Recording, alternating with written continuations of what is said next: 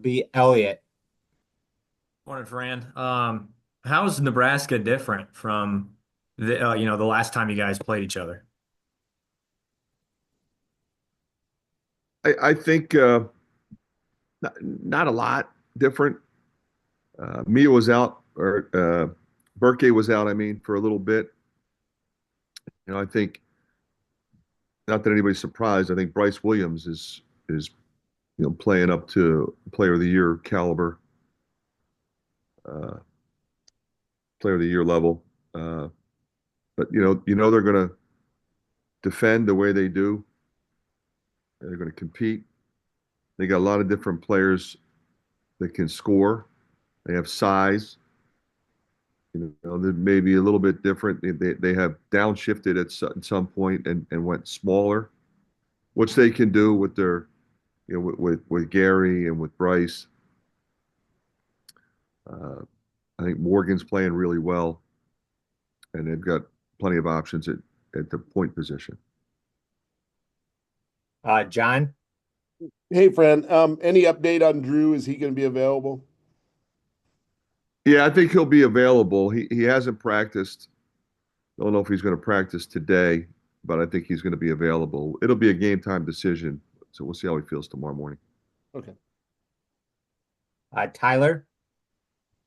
Hi, Fran. With obviously it being an early tip off, and then on top of that, you have the time change. What's your guys like pregame plan? Do you plan to have a shoot around? What's the schedules kind of look like leading up to We the we we to we the we don't typically shoot around with those early games anyway.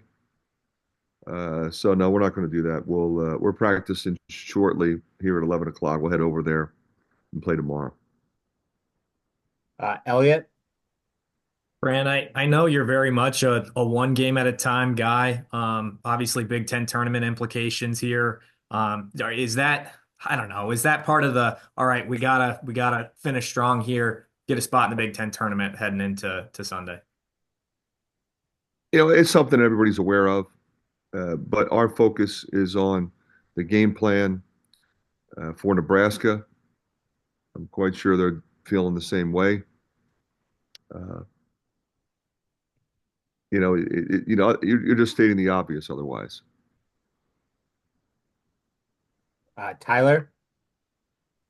I know we talked about the Big Ten tournament format earlier. With you now having almost gone through the new kind of Big Ten with the expanded, and are there any other impressions or just things that have stood out to you that are different with it being, just this new kind of era?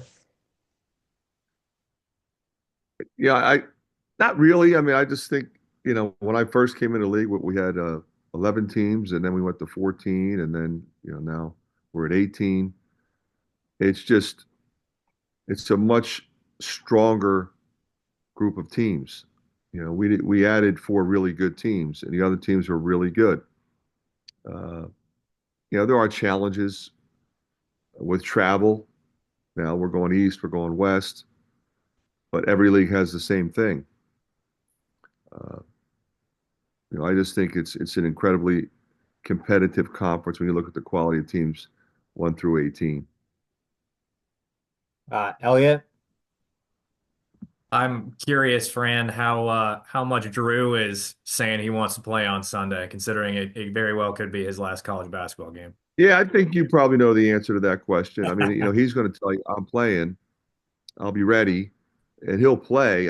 Like I said, I mean, I'm not holding anything back, but we want him to feel like he can be himself.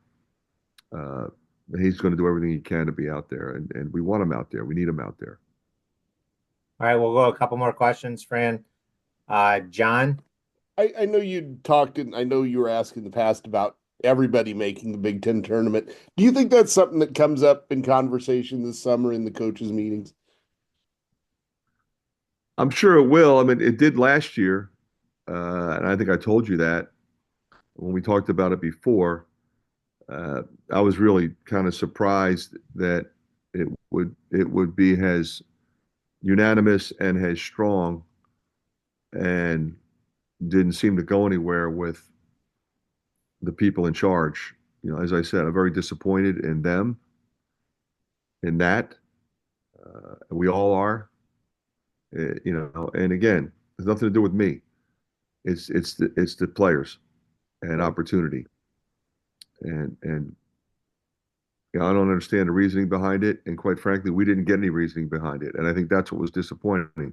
If we asked the question and voiced our opinion about what we think should happen, and there were intelligent reasoning, there was intelligent reasoning behind why we're not doing it, you know, we're all professionals.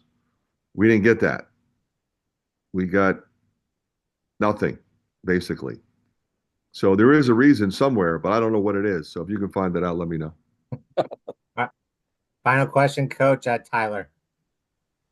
At least to me, it's just a noticeable difference when, like, in Evans' aggressiveness, just in terms of like when he gets the ball, he just seems like offensively he has a purpose with what he's doing. I know obviously some of that came with just more opportunity with Owen being out, but like, what do you feel like changed for him? Well, I think it's what, you know, it starts with opportunity, like you said. Uh, you know, you can talk about it, but if you don't get the chance, there's only so much you can do. And so not only getting the opportunity, but being able to stay on the floor for longer periods of time. It's just it's done great things for his confidence. And I think what you're seeing, you categorize it as aggressiveness. You know, I would say it's confidence because the talent was always there. The athletic ability has always been there. It's just a matter of him putting it all together with minutes. And it's a great feeling as a coach to watch a terrific young guy really enjoy the game uh, because of how he's contributing. All right, perfect. Thanks, Coach. Thanks, guys.